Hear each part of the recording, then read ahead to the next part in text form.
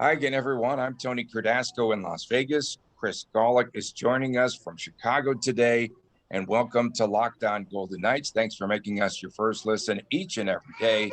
Our podcast is free and available wherever you get your podcast. And don't forget to subscribe to our brand new YouTube channel at Locked On VGK. And Chris, the Golden Knights, they played their first preseason game, the first of 7 last night in Denver. And the storyline in the Golden Knights 3-1 loss up there in Colorado was VGK committing 9 penalties in that game, leading to 2 Avalanche goals, the other coming on an empty netter. And on these 9 power play opportunities, the Avs got off 15 shots on goal. And I think that was perhaps the main storyline. Just some takeaways. Your favorite goalie on the planet, Michael Hutchinson, was in that. He actually played very well, had 13 saves in a period and a half. Paul Cotter, he looked pretty good. He scored the only goal that was on a power play for the VGK and really did very well. Scored that goal on Georgiev, was very good in leading the possession of the puck, leading up to the power play opportunity, and then finishing it off. Jake Leschyshyn, I thought, played well. And then there was one injury. William Carrier leaves the game with an here we go again, with an upper body injury. Line 4 is doomed, Tony. If line 4 can't come out of camp, we might as well just cancel the season, right? But that's the way it seemed like last year, I guess. My takeaway, I really liked the Nick Waugh goal, or the Nick Waugh assist to Paul Cotter. It really showed how he could make something happen with a small amount of space that led to a scoring attempt. So that was certainly a real good thing to see. Cotter did a good job finishing. Hutchinson, fine, whatever. He did okay. I think Patera was the issue on the second goal he gave up in the third. That was just like a beer league goal right there, right? He's sitting there on his knees, whoever it was, I don't know, comes in from the side and just puts it over the roof. There was a big gaping hole there. That's something that can't happen. But, 9 penalties, whatever. The refs are told to do different things in the preseason. And I don't care if it's 9 penalties, 12 penalties, 15, whatever. It is what it is with that. But, hey, a power play goal. How about that? Yeah, for sure. But, in the defense of VGK and its special teams, I mean, they just implemented yesterday a lot of what they were going to try to do with the power play unit and on the penalty kill. So it's a process. And by games like 4 and 5, and that we'll see an improvement tonight when, VGK takes the ice again. But it's something that's a work in progress. You have to believe that they're not going to overnight suddenly fix all the issues on special teams. No, and we really had 3/12 or 1/4, if you will, of what might be our projected opening top 12. Really, that line 4 with Kolesar, Waugh, and Carrier, which was now line 1 last night. So let's not put a whole lot of stock into this. You have basically 9 other players that were fighting for a roster position last night. You're not going to get a whole lot of the system and what things are going to look like. So it's good to see a VGK back on the ice. Good to see the players, and just hear the familiar voices and things like that. And it's an exciting time right now. Like I said, I'm here in Chicago watching from afar. So folks, if we're shaking a little bit, I'm sorry. This is like the AHL feed or from the rookie tournament the other day, but I'm sitting literally in the lobby here of the Country Inn Radisson here in the sprawling metropolis of Schaumburg, Illinois, with a laptop. So if it's a little different than what you're used to, folks, I'm sorry, but we'll get through this, Tony. We'll get through it. It's our preseason too. It surely is. And the lines last night, top line, as you mentioned, was Carrier, Waugh, and Kolesar.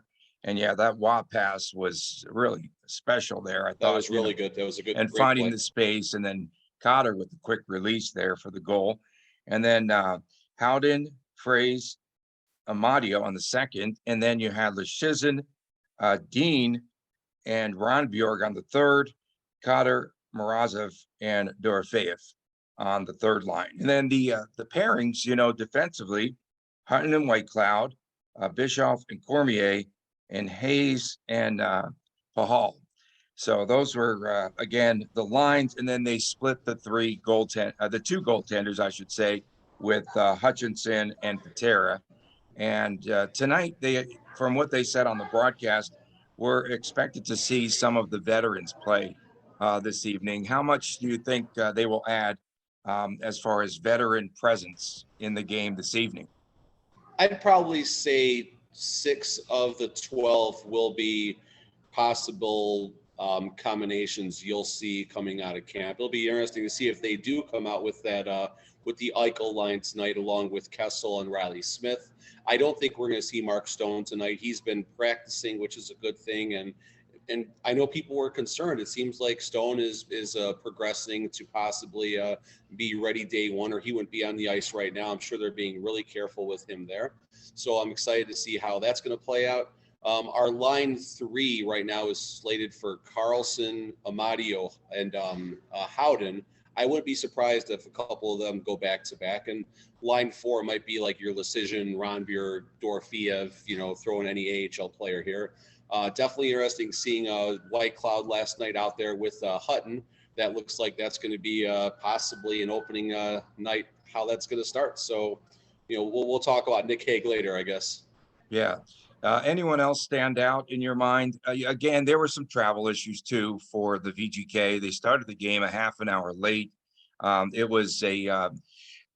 thought that they were going to play the game in Vero Beach with the split squad, there too with the Avalanche last night. But Why anyone did else the game start a stand out? half hour late? Was it VGK travel? I Yeah, just it saw was the travel. Yeah, it was some travel issues. I guess the flight was late out of Las Vegas. They left because they had the workout in the morning here in Las Vegas, and they left a little bit late, I thought, and they got there a little bit late to the arena. And so, more credit because they did interview Michael Hutchinson between periods. He was like, yeah, we had some travel issues. I think they just got on the ice, skated around a couple of laps, and then went to work pretty much. So, yeah, they had just arrived. They got in late there in Colorado. That's what the preseason is all about, I guess. And sorry, folks, I'm trying not to shake the camera. I can see it moving a little bit. So if I give anyone any type of motion sickness, I apologize. But we'll get through this. But like I said, it's preseason. I wonder how the scheduling would have been affected if this was a regular season game. If there would have been a bigger, I wonder if there is any type of minimum from the moment a team lands to how early a game can start and that type of thing. So I don't know. But I mean, like I said, it's preseason. We got hockey. Life is good.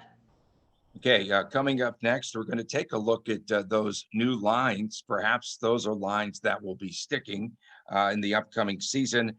Bruce Cassidy shuffling things up here, and the Misfit line, perhaps no more. We'll talk about that when we return right here on Locked On Golden Knights. Our next partner has a product that I literally use every day. I started using Athletic Greens because I didn't have time to have a full meal. It is something that gives me more energy. And really, I wanted to see what this hype was all about. And it really has worked. I've been using it for the better part of over 3 months now, and I really do love it. And it doesn't taste like it's super healthy. It has kind of a mild tropical taste. I actually look forward to taking it each and every morning. And what is this stuff? With one delicious scoop of Athletic Greens, you are absorbing 75 high quality vitamins, minerals, whole food sourced superfoods, probiotics, and adaptogens. And it's really good. It's a special blend of ingredients that supports your gut health, your nervous system, your immune system, your energy, recovery, focus, and aging. All those things. So I definitely take it with me when I travel, and it definitely helps me to stay healthy. It costs less than $3 a day, and you're investing in your health, and it's cheaper than your cold brew habit. It's cheaper than getting all the different supplements yourself. You are investing in an all-in-one nutritional insurance. That's right. And there's a lot of testimonials, over 7,000 five-star reviews, and recommended by professional athletes and trusted by leading health experts. And in 2020, AG donated over 1.2 million meals to kids, and that is really something special. To make it easy, Athletic Greens is going to give you a free 1-year supply of immune supporting vitamin D and 5 free travel packs with your first purchase. All you have to do is go to athleticgreens.com/NHL network. Again, athleticgreens.com/NHL network to take ownership over your health and pick up the ultimate daily nutritional insurance. Welcome back to Locked On Golden Knights. Chris Golick is with us today. I'm Tony Cardasco. Chris, thanks for just carving out a little time there at your hotel this morning in Chicago. I'm back here in Las Vegas. And, this past week we saw, it's crazy though, how quickly they do get to work in the NHL, because they opened camp on Wednesday, didn't hit the ice until Thursday. And then now they're going to go deep into 7 preseason games, 6 more remaining. You talked a little bit about Mark Stone. He said, his back was fine, but every other muscle in his body was hurting after the first day of skating. So the lines were juggled. And again, he's pretty much in that red non-contact jersey. But we'll talk about Stone here in a second. The top line, I got to give you kudos, because you wanted Phil Kessel on the top line. It appears as though that could happen with Jack Eichel centering and Riley Smith. You've got Stevenson centering Marchessault and Stone. Carlson on the third line. How many $6 million players are there on third lines? With Brett Howden and Michael Amadio, and then Carrier. Let's hope that Carrier is okay with that upper body injury, and Keegan Colasar. Yeah, so I mean, this is an extremely balanced top 12 here. Having Riley Smith up there with Eichel and Kessel, you have Eichel and Kessel to basically create the offense. Riley Smith is going to be your two-way forward in that line to hopefully prevent the odd man rushes and such when Eichel and Kessel are both behind the net and such, trying to make things happen. Stevenson, Marchessault, Stone, and that line, same thing. Stevenson and Marchessault is where your offense is going to come from. And then you have Mark Stone, who is your balance on that line. Also, shout out for the synergy and chemistry that Stevenson did have with Stone last year.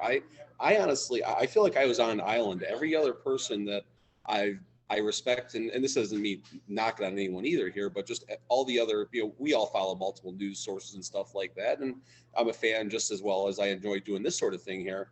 But no one had Stevenson on a line with Mark Stone being the second right. line. And I feel like that's where I was from day one. So I guess we'll see if it works or not. That's great though. Yeah, you were definitely spot on. Go ahead, continue. I'm sorry. No, you're good. You're good. Carlson down to line 3 again. I mean, take away the salary. I think that's the right spot for him right now. That line is a very good shutdown line that can also create offense if Carlson obviously can figure some things out right there. But Carlson, obviously, we talked about line 4 already a little bit with Carrier and Colasar on line 4 to make the other players have to earn the ice. I like the balance here. This is going to be a hard top 12 to score on. And I think there is also the ability, if they want to flop like Smith and Marchessault, to create, a more potent line 1 and stuff like that. You're not going to take anyone from the bottom 6 and move them up. I guess the big question mark is if Carrier does have a long-term injury. We certainly hope not. I guess he went into the boards awkwardly trying to deliver a hit, which is certainly not a shocker by any means with Carrier just trying to crush someone in the the first day of the first game of the start of camp, so to speak. So that's not a surprise there, unfortunately. But if Carrier does go down, you could see a scenario where like Howden drops down to line 4, and then you look at one of our more skilled AHL prospects, or like a Brisson or something like that, to possibly get a shot on day 1. Yeah.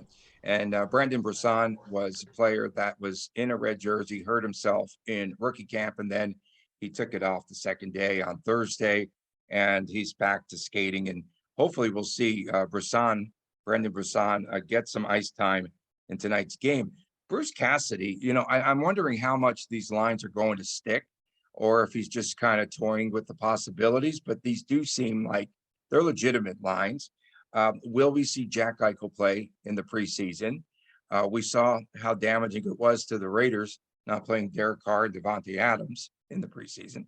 Had to sneak that one in there now that they're 0-3. But Bruce Cassidy, Chris, he was so honest about his new structure the other day in his presser, and just talking about everything from soup to nuts. and how they pretty much took pieces of what he did in Boston, of John Stevens, again, the PK, and what they're going to do because they're definitely following what he was running in Dallas last year. They even took some snippets and they're integrating some of what Pete DeBoer had done. And Cassidy just flat out was telling us exactly what this structure might look like. They're pretty much taking bits and pieces of different systems and then at neutral ice in the neutral zone. And we didn't see much of the system, let's be honest, in the game last night, save some good forechecking, I thought, was pretty good. There was a little bit more physicality, I felt, in VGK in that game.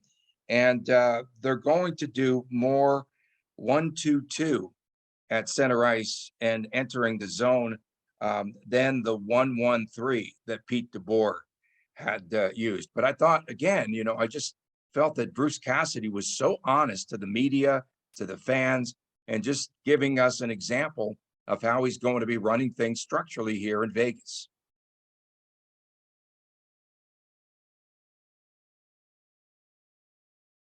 Chris, I think we might have lost you. We'll take a break and we'll return with more of Locked On Golden Knights right after this.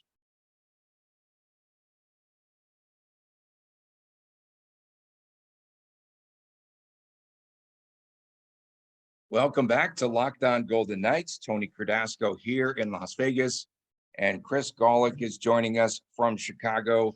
And we hope to reconnect with Chris here very soon. But I know that Chris really wanted to talk a lot about what was happening with Nick Hague. And again, Nick Hague is still unsigned. And we know that Kelly McCrimmon said that it's a priority still to sign Nicholas Hague, but no dialogue supposedly still has happened since back in July, in early July. And so we're trying to figure out what the status is. Chris, we lost him, but I know that he has talked repeatedly about this situation pretty much turning out. Can you hear me, Chris, now? Talking about Nick Hague, and I know that you've wanted to see a sign and trade, or do you still feel something is up with Nick Hague? I don't know if I necessarily want to see a sign and trade, but that might be the potential path here, because this is such a weird spot right now where VGK does have, it's somewhere between like what, 3 to 3.5 million to work with right now, depending on how you pencil things with Weber and Leonard and the players going up and down and such like that. Does that mean they want to nuke that entire 3 million plus on Nick Hague? I think the answer is a wholeheartedly no. And I do feel that Nick Hague's camp might be simply trying to max out the VGK credit card right now, because they do have this money available, and this is precious money that VGK may need later in the season, whether it's playing the salary cap keno, as we like to allude to, or roulette, so to speak. So do I want to see Hague off the VGK? No, I definitely want to see him. He is a perfect, player for our bottom six who can move up to our, he's a perfect player for our third defensive pairing that can move up to the top four when needed. And he does have some offense to back up with his patented Hager bomb as well. If they do sign and trade him, I don't know what the return is, because I don't know what type of potential other teams look at Nick Hague. He's valuable. He will do well for them. He will log minutes. He will hits and all the things that needs to be done. Are they going to get like a third round draft pick or a second round draft pick or a player that can chip in right now, so to speak? I don't know. I don't know, but I'd rather see Nick wearing the VGK uniform at a hit of about $2.5 million. And I feel like we're probably over $500,000 and possible term away from a deal. And I don't necessarily think this is going to end soon, even though VGK holds, we hold all the advantage in this whole situation, because he's the one that's going to be giving up money, time of his career and things like that. And also the way he now looks in the public perception of, just trying to milk some extra money. So I think they're going to make a deal sooner than later. If they don't, I think Hague is the one that comes out looking worse, not VGK. Okay, so Kelly McCrimmon, once again, when he spoke to the media last week at camp, preseason camp, again reiterates, that they want to get this done, that it is a priority in the interim. I think it was Elliot Friedman had reported that there were a couple of teams now that have inquired about Haig. So that could change everything too, the dynamics, whether there's a deal, whether they do make a trade. And I thought it was pretty interesting, again, the transparency of Bruce Cassidy, I think we're really going to like here in Vegas. He just flat out said, okay, the next player up is Caden Korzak. Okay, no pressure on you, so, but Korzak now is that guy. And we'll probably see him in action. I would venture to guess tonight. And if he does succeed, plays well in preseason, that in turn could be leverage for VGK with Nick Hague, or again, it could lead to some sort of a deal. Yeah, sorry I lost you guys earlier. I was busy getting a comment card to complain about the Wi-Fi here at the Country Inn Radisson. No, I'm kidding about that. Are you in the weight room? Is that the first time you've seen that room? No, I know the breakfast is right over here, so I've spent a lot of time in there the last 4 days. The coffee is right there. I sure as heck has found that a bunch of times, and the hot tub and stuff is right back there, so I've been in there too as well. So it's been very good here. But one thing I did want to touch on earlier before I did kind of cut out on you guys, and sorry about that, but I wanted to talk about, Tony, we do mention how we as fans, would like to get more, especially out of McCrimmon and stuff like that. And now that we're getting some possible, I'll say possible, I'll allude in that in a second. Now that it seems like we're getting some possible honesty, it kind of feels weird, especially in a town like Vegas, where it's as dishonest as it could possibly be. Just call it what it is in a lot of things there. But, so it's interesting hearing Cassidy, talk like this. But don't forget for a second, folks, we as media, we're pawns. We are pawns to, for people to get messages out and stuff like that amongst the public. And whether it's honest or not honest, or whether the message is simply to his team about, Korzak, hey, you're, get up there, you're next one up, or about the stuff like that, whatever. Because there are other people, maybe even watching. I mean, we know people do watch even our stuff. And maybe there are, beat writers from other, teams watching this, trying to get something like that. And, so don't forget, we're pawns when the people and the ties that run the organization, coaches, general managers, owners, etc. Maybe not the owner, but everyone else, we're pawns. And when people are making all these statements and such, it might simply be just them trying to get in the heads of people. Okay, could be some posturing there. And your guy, Michael Hutchinson, what was up with the Marlies/Maple Leafs mask? Got to get rid of it. He doesn't think he's going to be here for too long. He doesn't think he's going to be here for too long, I think. So really fast, I have today's Monday, folks. I know we're kind of getting down. I think we're in segment 3 already. So I can safely come in. I have a What the Monday for everybody. So I'm here.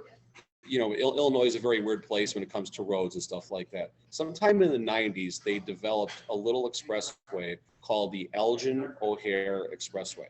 The funny thing about the Elgin O'Hare, it neither went to Elgin nor O'Hare. It was the middle stage, and as time went on, they were supposed to get one to Elgin, get phase 2 to Elgin, phase 3 to O'Hare. Well, going back to the 90s to present day, 30 years later, this has not happened yet. But there is one key change to this expressway. It's a tollway. So now the Elgin O'Hare that goes neither to Elgin or O'Hare costs you money to go on. And here's the best part about it. If you have one of these little iPass things, you pay half price. If you don't have the iPass, you have to go online and they charge you double. So what the Monday to Illinois for still doing Illinois things 30 years later, folks. It hasn't changed a bit. So if there's any Chicago people watching this, I love you guys, but my God, what's happening here? Okay. What the Monday? Cotter, Ron Bjork, Leschyshyn. Those three. Who do you think sticks with the main lineup, the main roster? That's a good question. Cotter has the best offensive touch of that bunch. I think Leschyshyn is the most well-rounded of that bunch, and he does have the most experience playing, I think, 43 games last year. And Ron Bjork, I saw a lot of positive PR amongst a couple different outlets last night just about his forechecking and ability. So the most ready player right now today is Leschyshyn if they're looking for a balance. And if you look at the lineup that that Cassidy has deployed in the lines we talked about in segment one, I think Lecision fits the most. But if they're looking for scoring, I think Paul Cotter would be the way to go. But based on the way Cassidy has it, Lecision, I think, is ahead of the players you mentioned. But again, we got to get a look at Breswan. We got to get a good look at Breswan as we get closer to the start of the season. Okay, are you going to fly back a special flight just to get back here to pick up your Bruce Cassidy statue tonight? No, we're coming back tomorrow. No, unfortunately, I will not be there to get my Bruce Cassidy gold bust or probably any other gold bust in the preseason. I mean, geez, I don't know. Yeah. So tonight, do you think we'll see perhaps the two top goalies for VGK? Do you think we will see Logan Thompson and Aiden Hill? Maybe they split time in this game tonight? I mean, maybe because all the other goalies traveled, right? Seville was there last night along with Patera and Hutchinson. And really, the only other two goalies that I believe we have are them. So well, you might, if I had to guess, I don't know if LT dresses tonight. If I had to guess, Aiden Hill maybe gets like the first two periods and Seville gets period 3. Probably Seville, or yeah. a flop or some type of swap. But I think Aiden Hill starts the game, and LT probably maybe dresses, but doesn't do anything besides dressing. If they decide to dress 3 goalies, which I believe you can in the preseason. Okay, so VGK plays the Kings. We'll have a recap coming up for you tomorrow. Chris, get back to the weight room, coffee room, the little kitchen, hot tub, that whole area, the hot tub. Get back to all things. No, God, no. That O'Hare Road, all those things in Chicago, Portillo's, Tilts, everything. Ooh, Portillo's. Now you got me. Okay, for my man, Chris Lumonati's. I went there for the first time this past summer. I'm still full. So thanks for joining us, Chris, from Chicago. For my man, Chris Golick, I'm Tony Cardasco. We thank you all for tuning in. Make sure you subscribe to the YouTube channel, Locked On VGK. We'll see you tomorrow right here on Locked On Golden Knights. Take care.